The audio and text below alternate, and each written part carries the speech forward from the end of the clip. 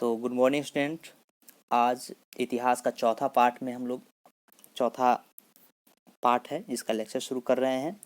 पिछले क्लास में हमने पढ़ा था लेनिन के लास्ट में जब कहे थे तो लेनिन के कार्य के बारे में पढ़े थे, तो उसी का बस थोड़ा सा जल्द एक छोटा सा रिवीजन कराते हैं। कहते हैं सबसे पहले लेनिन ने युद्ध की समाप्ति कर रूस और जर्मनी के बीच, क्या है, जर्मनी के साथ युद्ध हो रहा था, प्रथम विश्व युद्ध।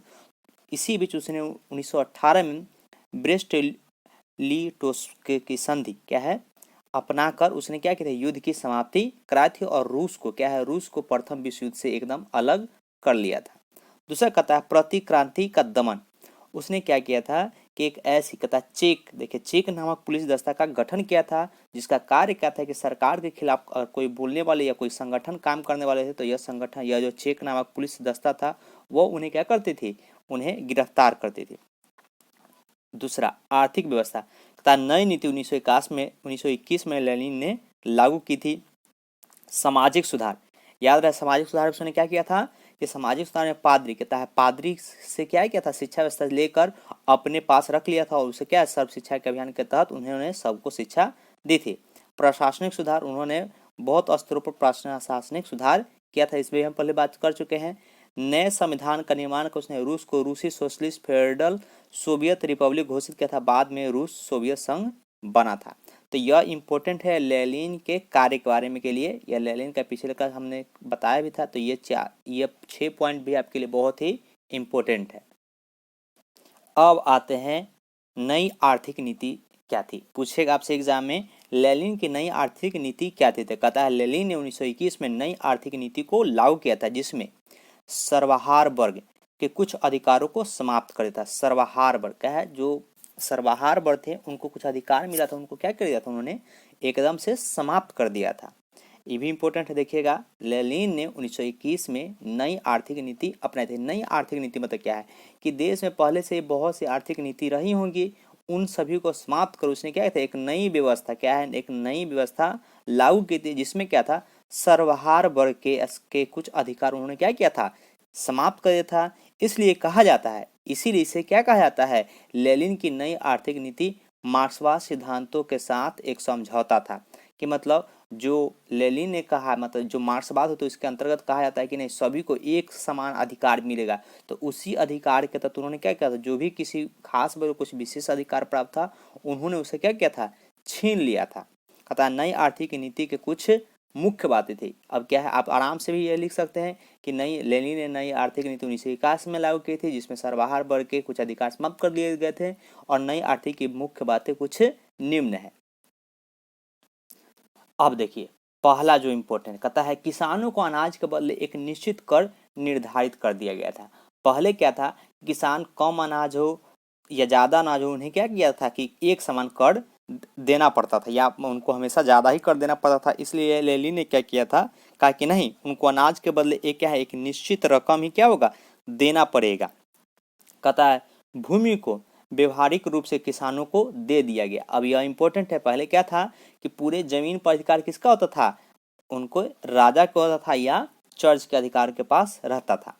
जीवन बीमा को राष्ट्रीयकरण किया गया। अब जीवन बीमा क्या है कि मतलब जो लोग क्या कहते हैं, पंजीयन कराते हैं, उसके बारे में जानते ही होंगे।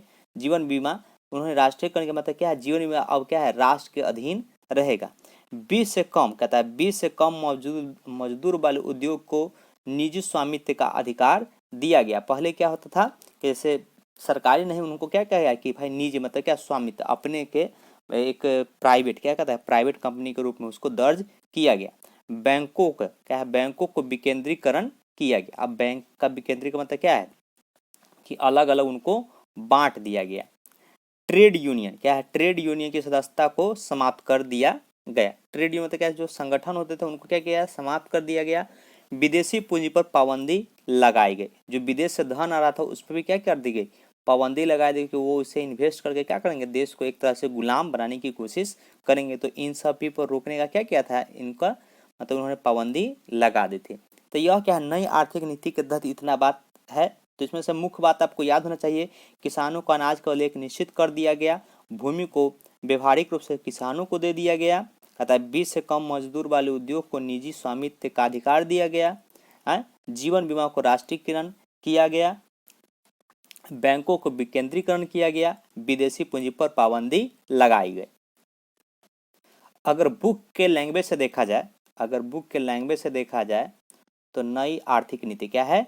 नई आर्थिक नीति कहता है लेनिन ने 1921 में एक नई आर्थिक नीति लागू की थी, जिसके अनुसार कहता है सीमित रूप से किसानों और पूंजीपतियों को व्यक्तिगत संपत्ति रखने की अनुमति दी गई थी। खासकर किसको? किसान और जो पूंजीपति व्यक्ति थे उनको संपत्ति रखने का अधिकार दिया गया था। यह नीति कारगर हुई थी, खेती की पैदावार बढ़ी थी तथा उद्योग धंधे में उत्पादन बढ़ा। इसमें सोवियत संघ समृद्ध मार्ग पर आगे बढ़ा। नई आर्थिक नीति की बातें क्या है? विशेषताएं निम्नलिखित है। अब समझिएगा, किसान को जब अपने पास जमीन मिला तो वो क्या करेंगे? अपना फसल उत्पादन के लिए ज्यादा मेहनत कर रहे थे और जिसके कारण क्या होता है, उनमें पैदावार बढ़ने लगा। और पूंजीपति क्या है? जिनके पूंजीपति थे, जिनका अपना व्यापार था, उनका भी क्या करें? वो व्यापार के रूप में अच्छे से काम कर रहे थे, जिसके कारण क्या हो गया था कि रूस एक विकसित रूप से विकास कर रहा था, अपने जो संसाधन थे उसमें क्या कर रहा था? बढ़ोतरी कर रहा था। अब देखिए, कहता है किसानों को अनाज की जबरन उगाही बंद कर दी गई। अनाज के बदले उन्हें निश्चित कर देने को कहा गया। शेष अनाज का उपयोग किसान अपनी इच्छा अनुसार कर सकते थे। मतलब क्या है? किसान जितना इच्छा होगा वो उतना ही क्या कर सकते हैं? अनाज उगा सकते हैं और उनके लिए क्या है? उनको एक निश्चित रकम देने को कहा गया, मतलब कर। तो क्या कहता है? सैद्धांतिक रूप से जिन पर राज्य का अधिकार था, राज्य का मतलब क्या है? सरकार का अधिकार होता हुआ था, मतलब जो राजा होता है उनका, मानते हुए भी व्यवहारिक रूप से किसानों को जमीन का स्वामित्व दिया गया। मतलब क्या क्या? यह आपका इम्पोर्टेंट है और यह भी इम्पोर्टेंट है। अब एक और कहता है आपको, देखिएगा, उद्योगों का विकेंद्रीकरण उन्हें कार्यवाहन एवं निर्णय संबंधी अधिकार प्रदान किए गए। मतलब क्या है? जिनके पास निजी लोगों को दिया गया और उनको उनका निर्माण या उसके अधिकार उन्हीं के पास रखा गया है। चलिए यह बात एक बार देख लेंगे आप लोग भी। अब एक बात समझिएगा, ट्रेड यूनियन की सदस्यता को समाप्त कर दिया गया। पहले क्या था? रूस में जो भी काम करते थे, जो कारीगर होते थे या जो मजदूर होते थे, उन्हें ट्रेड यूनियन की सदस्यता अनिवार्य रूप से ग्रहण करना होता था। क्या होता था? जैसे आप जैसे किसी भी संस्था में काम करते हो या कहीं कोचिंग जाते हो और वहाँ के जो नियम होते हैं, कहा जाए कि नहीं आपको यहाँ पर एकदम सदस्यता लेना ही पड़ेगा, मतलब आपको शपथ कर लेना पड़ेगा कि अगर आपके साथ कुछ, मतलब संस्था के साथ कुछ होता है तो आप उसमें क्या कीजिएगा कि आपको उसमें भाग लेना ही होगा। तो ऐसा ही क्या था? ट्रेड यूनियन था। मतलब ट्रेड मतलब होता है जो काम करने के लिए जो एक संगठन बनता है, उसमें कारीगरों को सदस्यता लेना एकदम अनिवार्य था। तो वह क्या अनिवार्यता समाप्त कर दिया गया। लेनिन ने अपने नई आर्थिक नीति में यह क्या है, यह जो नियम था उसे क्या कर दिया? एकदम से समाप्त कर दिया गया। एक और चीज देख लीजिएगा कि अगर नई आर्थिक नीति की बातें अगर और भी डिटेल से जानना है तो इसको समझिए। कहता देखिए, ट्रेड यूनियन की अनिवार्यता समाप्त कर दी गई। हालांकि लेनिन की यह नीति आलोचना की जाती है, लेकिन लेनिन ने इसका जवाब देते हुए कहा कि 3 कदम आगे बढ़कर 1 कदम पीछे हटना फिर 2 कदम आगे रहने के समान है। यह बातें आप एकदम से ध्यान दे के इनको, यह बातें इम्पोर्टेंट है। यह जो आपको है नई आर्थिक नीति की बातें हैं, यह मुख्य रूप से इतनी बात है, इसको आप अच्छे से लिख लेंगे। कोई भी प्रॉब्लम होगा तो हमसे आप पूछ सकते हैं।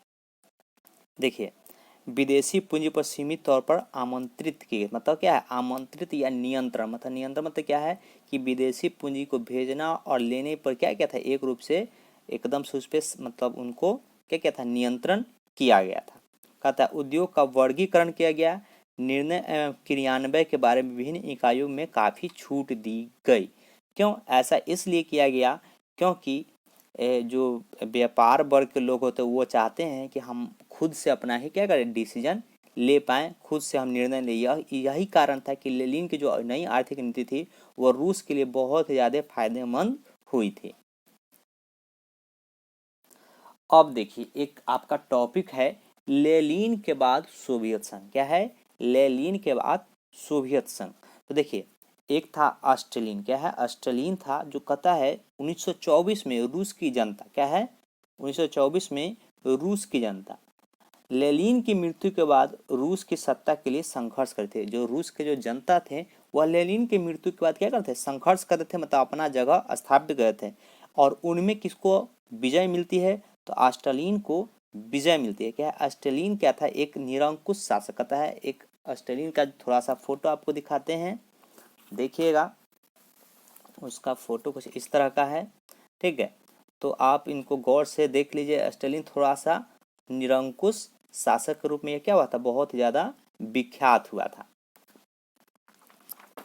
कहता है लेनिन कहता है जिसमें स्टालिन को विजय मिली। स्टालिन एक निरंकुश शासक निकला। निरंकुश किसको कहते हैं, जो क्या जनता की बात नहीं मानते और अपने मन से काम करते। इसी के लिए इसे क्या कहा गया, एक निरंकुश शासक कहा गया। इसने नागरिकों के मौलिक स्वतंत्रता, कहता है इसने नागरिकों के मौलिक स्वतंत्रता, जिसमें क्या है, बोलने और प्रेस की स्वतंत्रता, मतलब क्या है, विरोध करने एवं प्रेस में जो जो पेपर में छपते हैं उसके क्या है, उसकी स्वतंत्रता को उसने समाप्त कर दिया था। क्या किया था, समाप्त कर दिया गया था। स्टालिन ने लगातार पंचवर्षीय योजना के दौरान औद्योगिकीकरण को बढ़ावा दिया।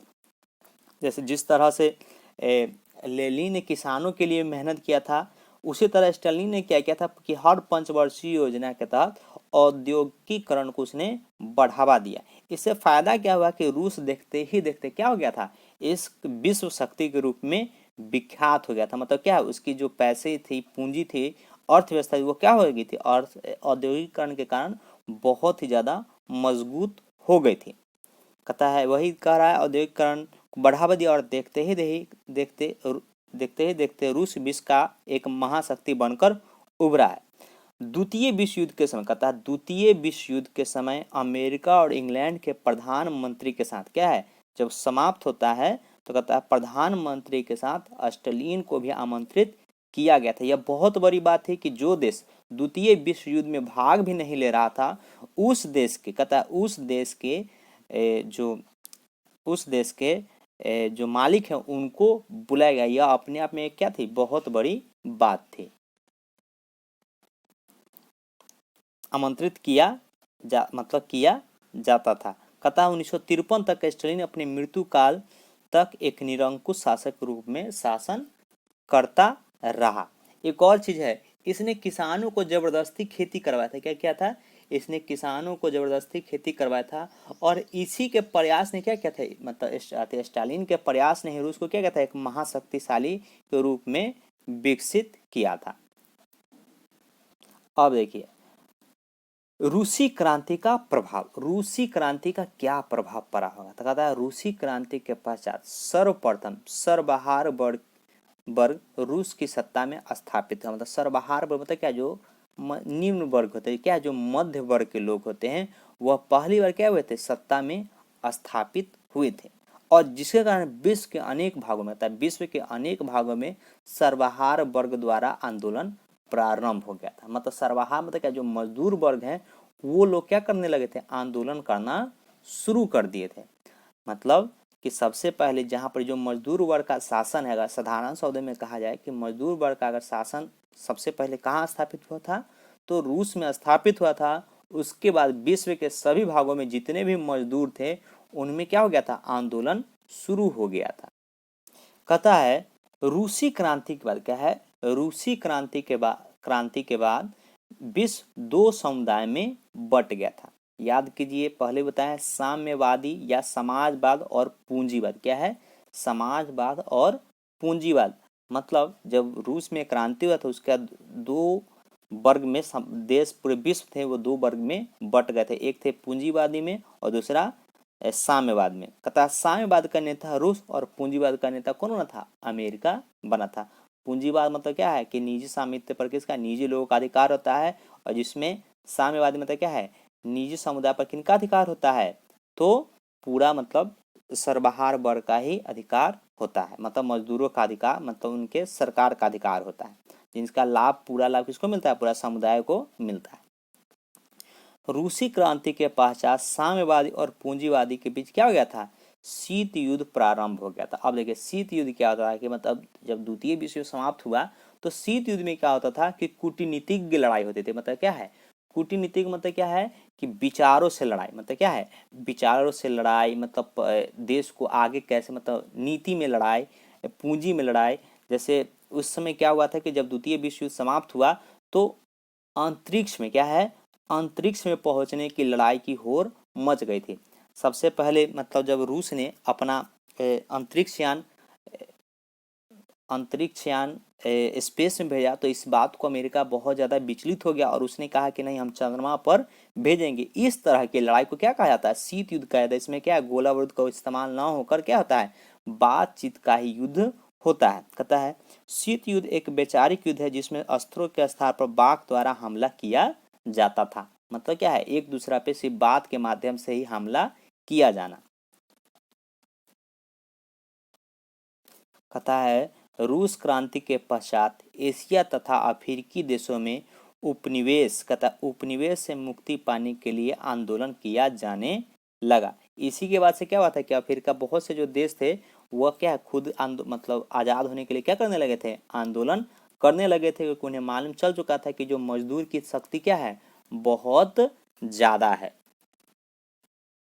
अब बहुत जल्द आपके चैप्टर का ऑब्जेक्टिव देते हैं। पहला ऑब्जेक्टिव पूछता है कि इंग्लैंड में, जैसे बुक में है, इंग्लैंड में समाजवाद का जनक किसे कहा जाता है, तो इंग्लैंड में समाजवाद का जनक किसे कहा जाता है, रॉबर्ट ओवन को कहा जाता है। कहता है प्रथम इंटरनेशनल की स्थापना कहाँ हुई थी, तो कहाँ हुआ था, तो जर्मनी में हुआ था। क्या हुआ था, जर्मनी में आपका हुआ था। कहता 1917 की पहली रूसी क्रांति को किस नाम से जाना जाता है, तो किस नाम से जाना जाता है जी, आपको देखिए मार्च की क्रांति, क्या है, मार्च की क्रांति के नाम से जाना जाता है। या तो आप ये भी कह सकते हैं कि फरवरी की क्रांति भी, क्योंकि मार्च की क्रांति और फरवरी क्रांति को क्या है, सेम रूप से माना गया था, तो आप ऐसे कह सकते हैं मार्च की क्रांति के नाम से जाना जाता है। कहता है रूस की बोल्शेविक क्रांति का नेतृत्व किसने किया था, तो लेनिन ने किया था। किसने किया था, तो आपको लेनिन ने किया था। कहता है 1917 की रूसी क्रांति के समय किस जार का शासन था, तो जार निकोलस कौन था, द्वितीय था। कौन था, जार निकोलस द्वितीय। साम्यवादी घोषणा पत्र के लेखक कौन थे, तो कार्ल मार्क्स और एंग्लो थे। कहता अप्रैल 33 किसने तैयार की थी, तो लेनिन ने। युद्ध और शांति नामक, कहता है युद्ध और शांति नामक किसने लिखे थे, तो टॉल्स्टॉय ने लिखे। नई आर्थिक नीति नैप का जन्मदाता कौन था, तो नई आर्थिक नीति का जन्मदाता कौन थे, लेनिन थे। कहता है लाल सेना का गठन किसने किया था, तो ट्रास्टस्की ने किया था। चेका क्या था, तो क्या था, एक विशेष पुलिस दस्ता था। क्या था, एक विशेष पुलिस दस्ता था। कहता है लेनिन ने ब्रेस्ट टिलोस्का की संधि 1918 किस राष्ट्र के साथ की थी, तो जर्मनी के साथ की थी। क्यों जर्मनी के साथ की थी, तो क्योंकि रूस का जर्मनी से युद्ध हुआ था और रूस जर्मनी से क्या हो गया था, प्रथम विश्व युद्ध में हार गया था। विश्व में साम्यवादी शासन की स्थापना सर्वप्रथम किस देश में हुई थी, तो रूस में हुई थी। यह चैप्टर खत्म हो गया। जो भी प्रॉब्लम होगा, जब हम लाइव होंगे कल 8-10 में आपके जूम पे, तो आप जो भी प्रॉब्लम होगा इससे रिलेटेड हमसे आप पूछ सकते हैं।